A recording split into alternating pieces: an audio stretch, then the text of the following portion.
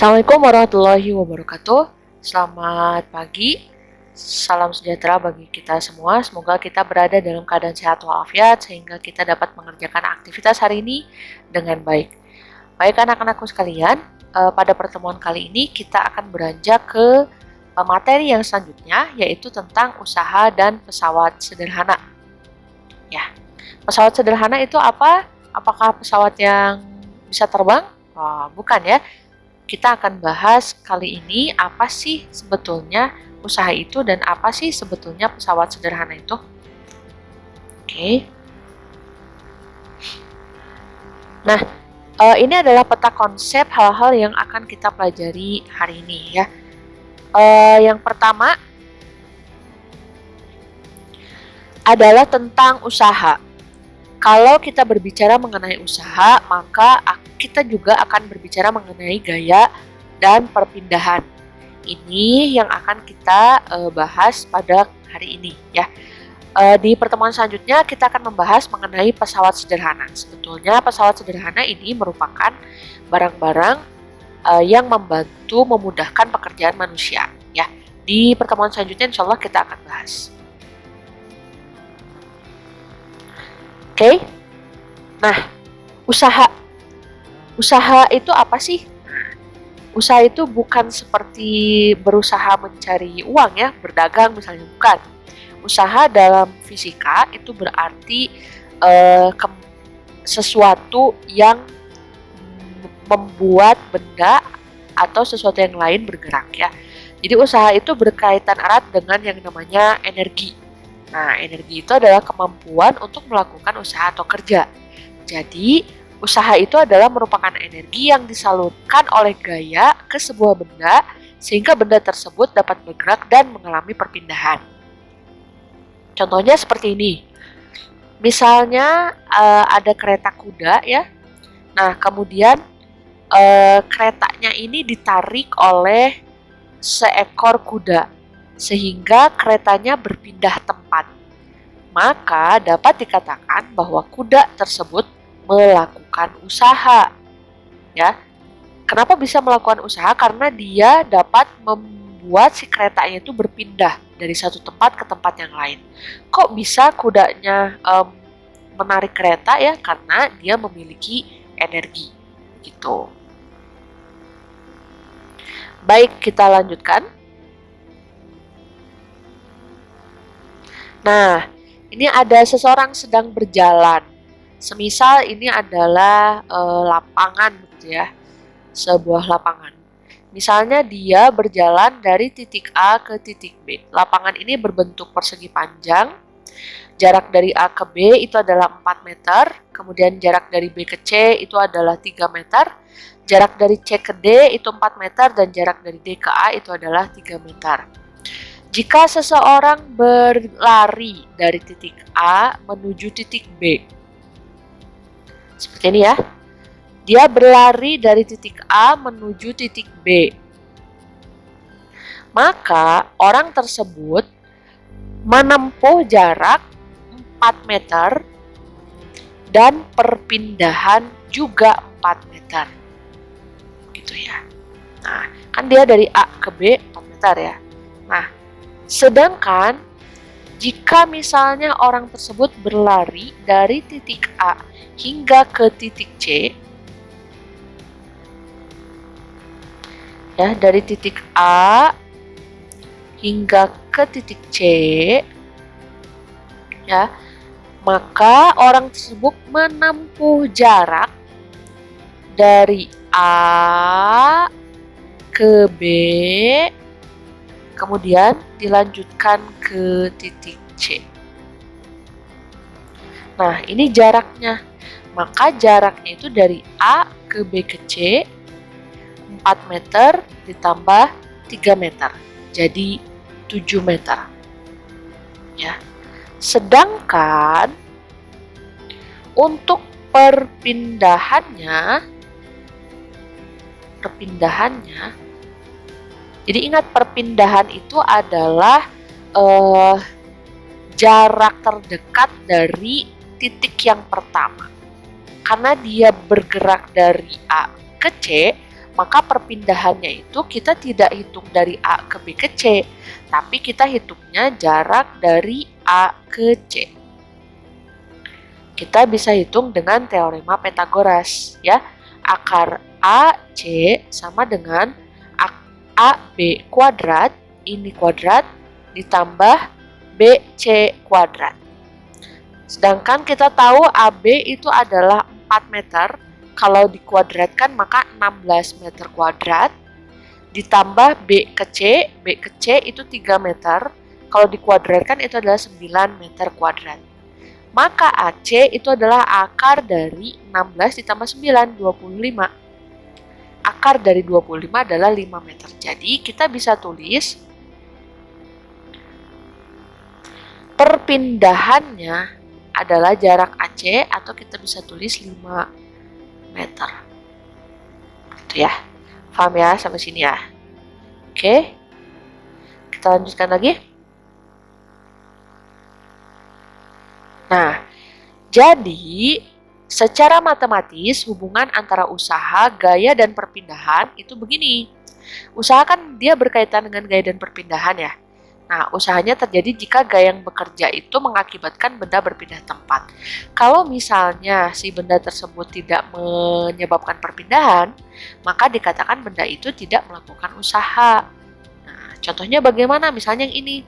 Kalau si orang ini dia berlari dari A ke B, ke C, ke D, kemudian dia kembali lagi ke A. Maaf. Nah, misalnya orang ini dia berlari dari A ke B, kemudian dari B ke C, kemudian dari C ke D, lalu dari D ke A, maka dia menempuh jarak 4 meter, ditambah 3 meter, ditambah 4 meter, ditambah 3 meter. Berarti berapa? 8 tambah 6, 14 meter jaraknya. Tetapi perpindahannya adalah 0. Kenapa 0? Karena tidak. Jadi secara fisika dia tidak berpindah, karena dia tetap berada di posisi awalnya.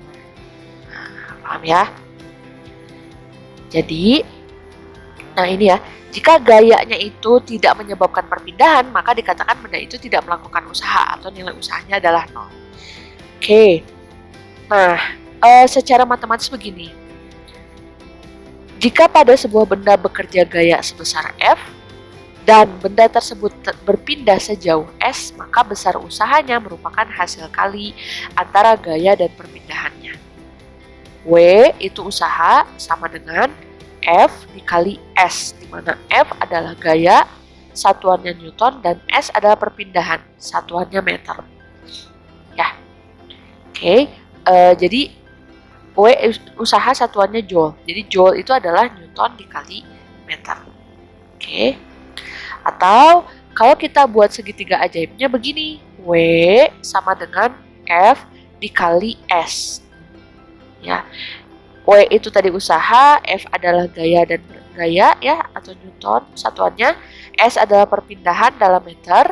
Ingat bahwa F itu kita sudah pelajari ya di gerak benda, bahwa F itu dapat dihitung dengan cara M dikali A, di mana M adalah massa dan A adalah percepatan. Jadi kalau kita mau mencari W,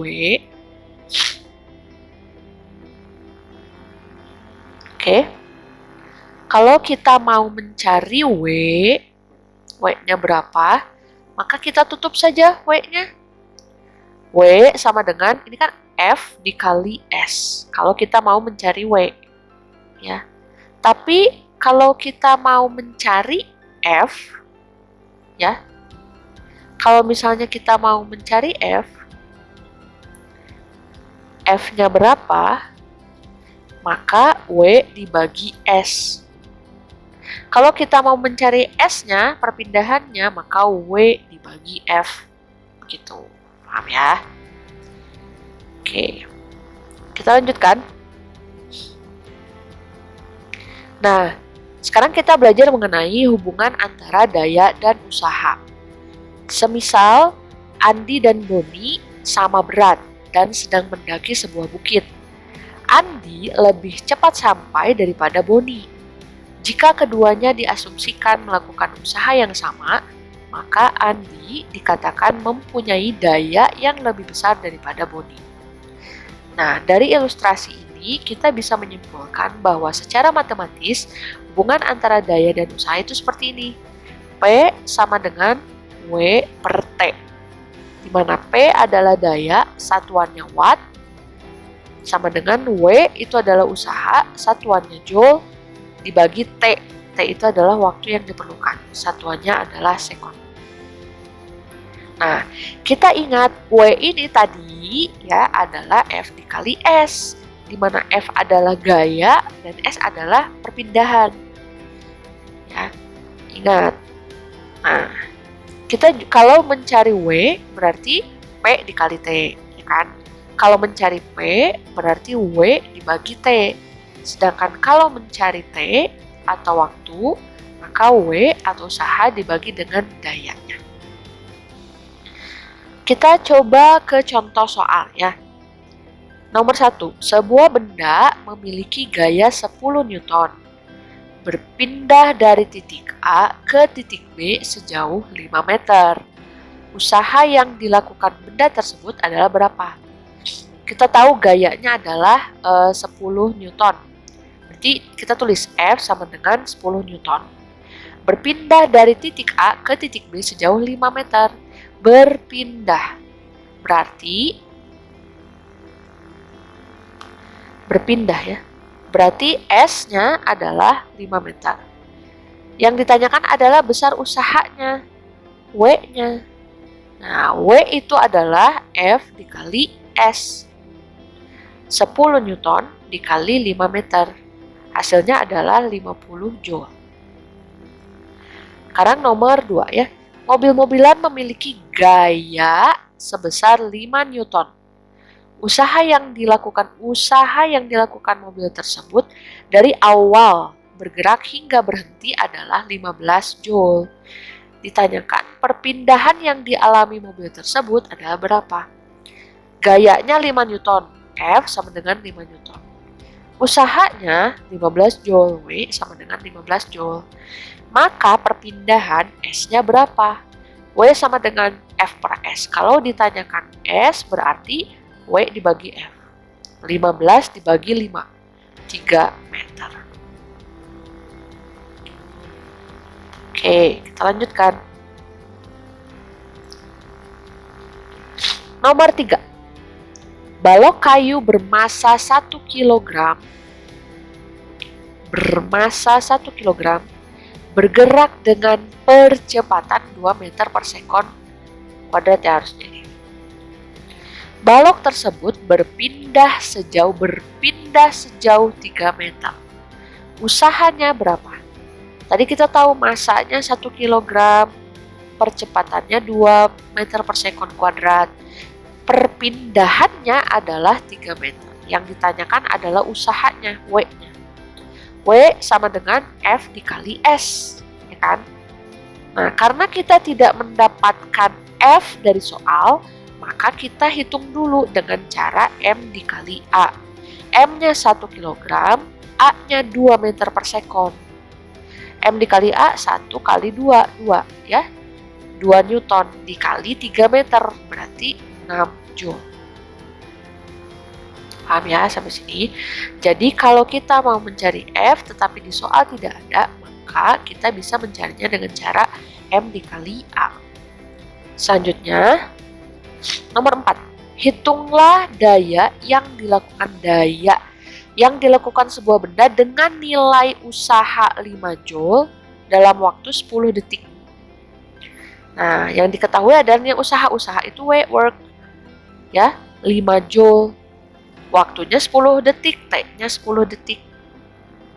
Maka yang ditanyakan adalah daya P. P-nya itu berapa? P sama dengan W per T. Ya, W-nya 5 Joule, T-nya 10 sekon. 5 dibagi 10, 5 per 10 sama dengan 0,5 watt. Gitu ya. Kita lanjutkan. Soal nomor 5. Bola bergerak selama 5 detik dengan daya 2 watt. Usaha yang dilakukan benda tersebut adalah berapa? Oke. 5 detik, berarti ini adalah waktunya, ya kan? Daya 2 watt, berarti P-nya 2 watt. Usahanya berapa? W-nya berapa? P sama dengan W per T. Berarti kalau mau mencari W sama dengan P dikali T. P-nya adalah 2 watt, T-nya 5 detik atau 5 sekon. Hasilnya adalah 2 dikali 5, 10 joule. Oke, bisa dipahami ya. Selanjutnya. Oke. Oh, ini masih soal nomor 6. Sekarung beras didorong dengan gaya. Oke. Sekarung beras didorong dengan gaya 100 Newton, berpindah sejauh 5 meter dalam waktu 1 detik. Daya yang bekerja pada beras tersebut adalah berapa? Gayanya 100 Newton, kan? Berpindah 5 meter, waktunya 1 detik.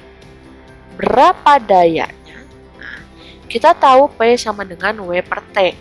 Kita tidak mendapatkan nilai W pada soal, maka kita bisa menghitung dengan cara F dikali S. Kita masukkan 100 Newton dikali 5 meter.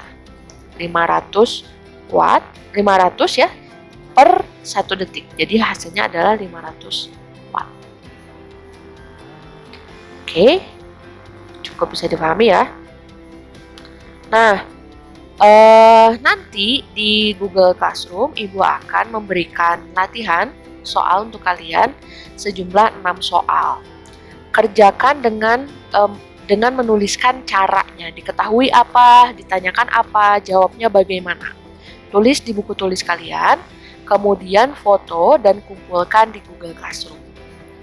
Oke, sekian ya untuk pertemuan kali ini. Kita sudah belajar mengenai usaha energi dan usaha dan daya ya. Itu saja, terima kasih banyak atas perhatiannya. Assalamualaikum warahmatullahi wabarakatuh.